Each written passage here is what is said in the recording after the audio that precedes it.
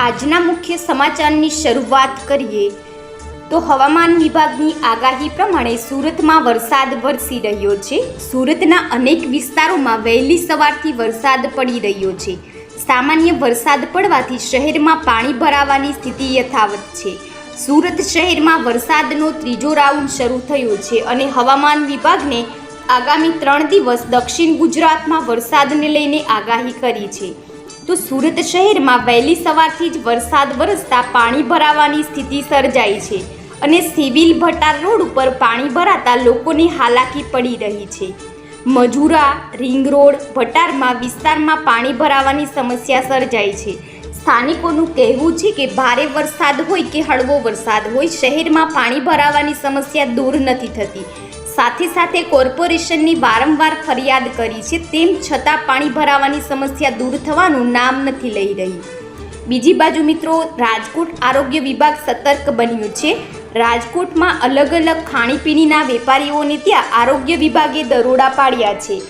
કોઠારિયા, 150 foot ring road, Kuvada road પર દરોડા પાડીને આરોગ્ય વિભાગે ફૂડના નમૂના લીધા છે। રાજકોટના ટિફિન અંકલ કાફેમાંથી અખાદ્ય પદાર્થ ઝડપાયો છે, તેમજ 15 કિલો અખાદ્ય સેન્ડવિચનો સામાન નાશ કરવામાં આવ્યો છે। શિવશક્તિ ગૃહ ઉદ્યોગમાંથી પણ અખાદ્ય પદાર્થનો જથ્થો ઝડપાયો છે।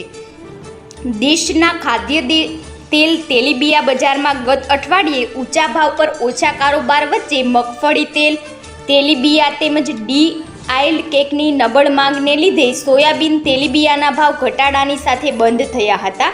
જ્યારે મિત્રો બજારમાં વિશેષ કરીને સોફ્ટ ઓઇલના ઓછા પુરવઠાની સ્થિતિ વચ્ચે સરસવ, તેલીબિયા, સોયાબીન અને પામ ઓઇલના તેલ સુધારા દર્શાવાયા હતા। બીજા સમાચારની વાત કરીએ મિત્રો તો અમદાવાદમાં 22 કેરેટ સોનું 69,650 રૂપિયા અને 24 કેરેટ સોનું 75,980 રૂપિયા પ્રતિ 10 ગ્રામ છે। ચેન્નઈ અને કોલકાતામાં 22 કેરેટ સોનું 69,600 રૂપિયા અને 24 કેરેટ સોનું 75,930 રૂપિયામાં ઉપલબ્ધ છે। તો ગુરુગ્રામ અને લખનૌમાં 22 કેરેટ સોનું 69,750 રૂપિયા અને 24 કેરેટ સોનું 70,080 રૂપિયામાં વેચાઈ રહ્યું છે। બીજા સમાચારની વાત કરીએ મિત્રો તો અગાઉ મોબાઈલ રિચાર્જમાં કરેલા ધરખમ વધારાની અસર જુલાઈ મહિનામાં જોવા મળી હતી। માર્કેટમાં બીજી કંપનીઓના ગ્રાહકોની સંખ્યા સદંતર ઘટી ગઈ, ત્યારે આના પરિણામે દેશની ટેલિકોમ કંપનીઓની કુલ સંખ્યામાં ભારે ઘટાડો જોવા મળ્યો છે।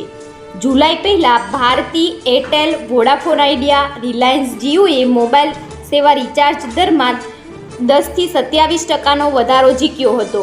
એરટેલે અને વોડાફોન આઇડિયાને ગત 2-3 વર્ષમાં પોતાના શરૂઆતના સ્તરના મોબાઈલ દરો 2 ગણાથી વધારીને 199 રૂપિયા કરી દીધા છે। આની વેલિડિટી 28 દિવસની છે। અન્ય સમાચાર તરફ નજર કરીએ તો દેશમાં સતત ડિજિટલ પેમેન્ટનું ચલણ વધતું જઈ રહ્યું છે, જેથી કેન્દ્ર સરકારે આ અંગે લેવડ દેવડનો આંકડો જાહેર કર્યો છે। દેશમાં ડિજિટલ લેવડ દેવડની સંખ્યા વર્ષ 2017-18માં 2071 કરોડથી વધીને 2023 અને 24માં 18,737 કરોડ થઈ છે, જે 44% ચક્રવૃદ્ધિ દર છે। આ ઉપરાંત નાણાં મંત્રાલયના આંકડાઓ અનુસાર ચાલુ નાણાકીય વર્ષ 2024-25માં છેલ્લા 5 મહિનામાં લેવડ દેવડનું પ્રમાણ 8,659 કરોડ સુધી પહોંચી ગયું છે।